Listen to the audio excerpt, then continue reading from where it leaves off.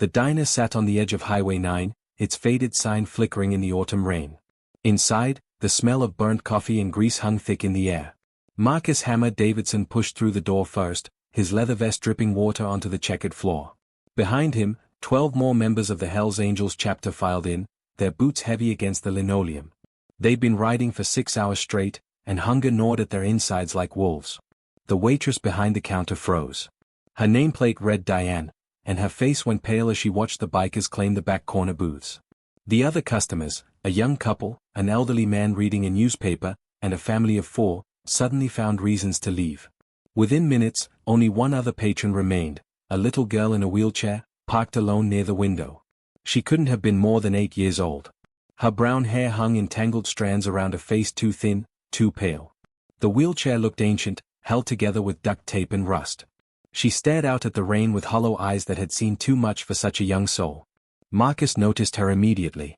Something about the way she sat there, perfectly still, perfectly silent, sent a chill down his spine. He'd seen that look before, in war zones, in places where hope had died long ago. The girl's hands rested on her lap, trembling slightly. She wore a thin dress despite the cold, and her lips moved as if she were talking to herself. Then she turned.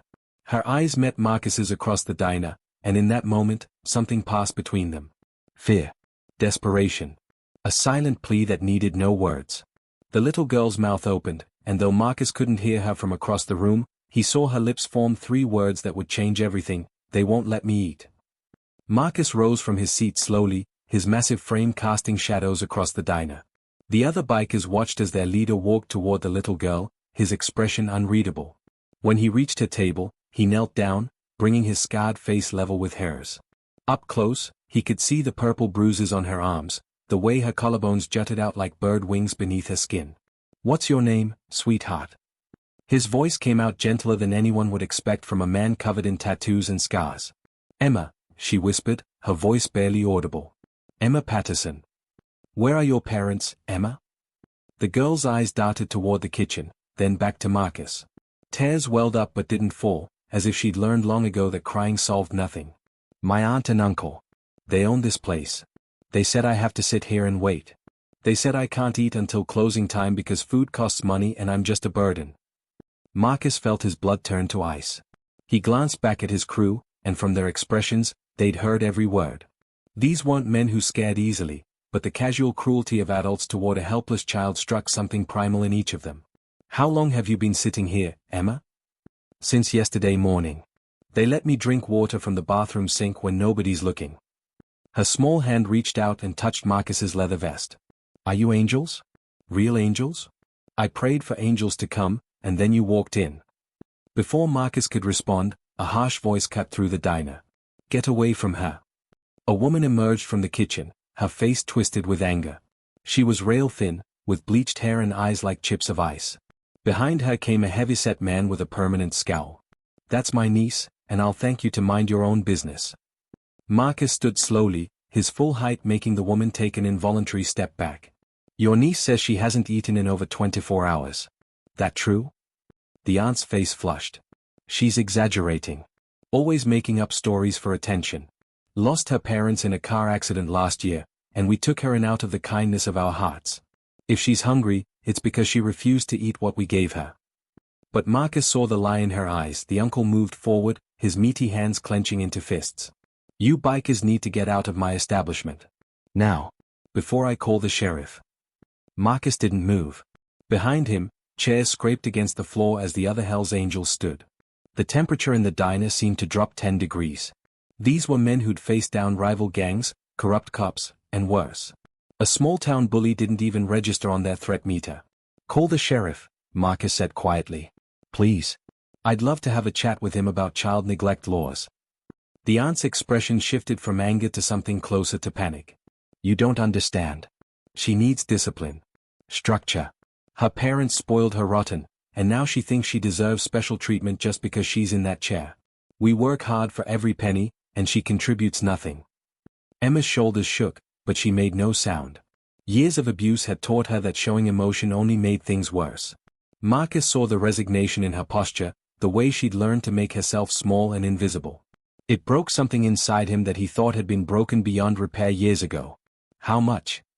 Marcus asked suddenly. What? The uncle blinked in confusion. How much for the diner? What's your price? The couple exchanged glances.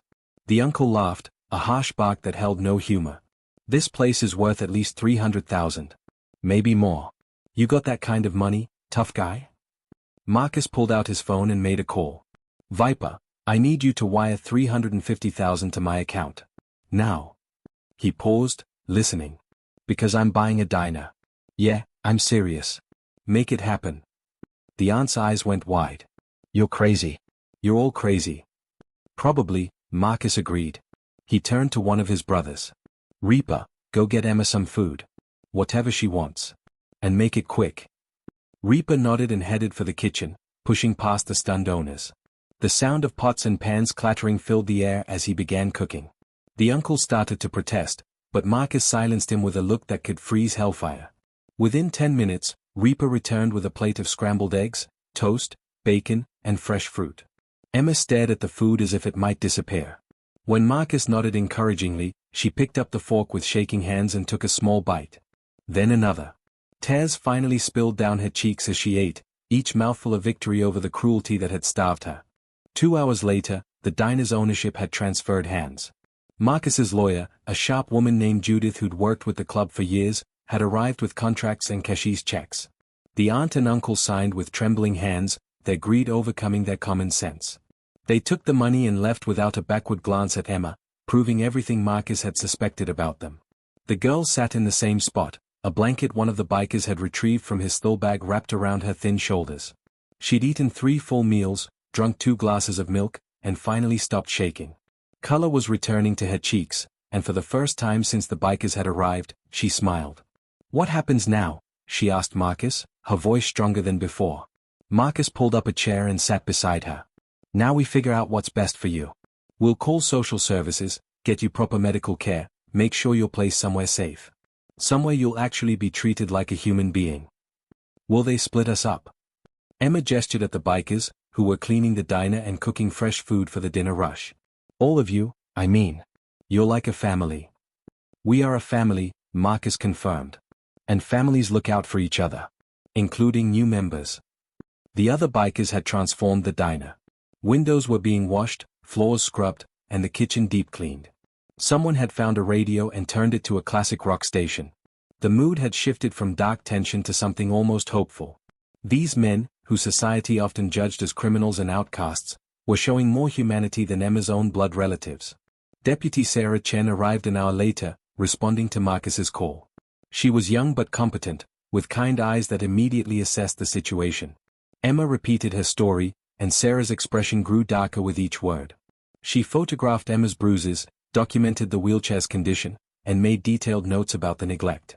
This is one of the worst cases I've seen, Sarah admitted to Marcus quietly. Those people should be in jail, not driving away with a fortune. Money's just money, Marcus replied. Emma's safety is worth more than any amount of cash.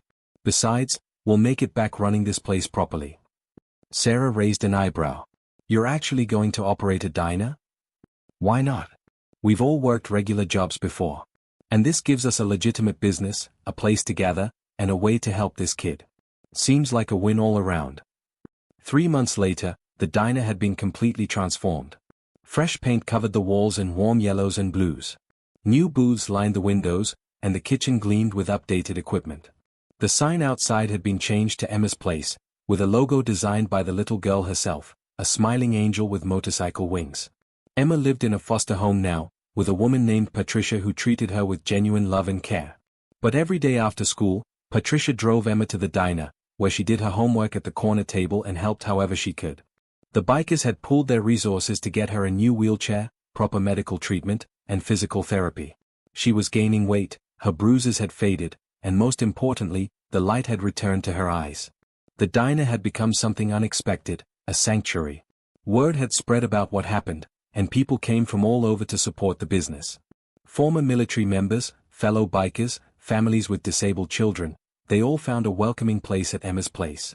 The Hells Angels ran it with surprising efficiency, serving honest food at fair prices and treating every customer with respect. Marcus stood at the window one evening, watching Emma laugh as Reaper taught her how to flip pancakes with one hand. The sound of her laughter was worth more than every mile he'd ridden, every fight he'd survived, every hard year of his life. She'd called them angels that first day, and maybe she'd been right. Not the heavenly kind, they were far too flawed for that. But angels nonetheless, in the way that mattered most. The door chimed as a family walked in, and Marcus greeted them with a genuine smile. This wasn't the life he'd imagined when he first put on his colors 20 years ago. It was better. It was real. And every day, when Emma wheeled herself through that door with her homework and her hope and her healing heart, Marcus was reminded why they'd bought this place. Sometimes salvation doesn't come from above. Sometimes it comes from the most unexpected places, delivered by people the world has written off as monsters. And sometimes a whispered plea from a little girl is enough to change everything.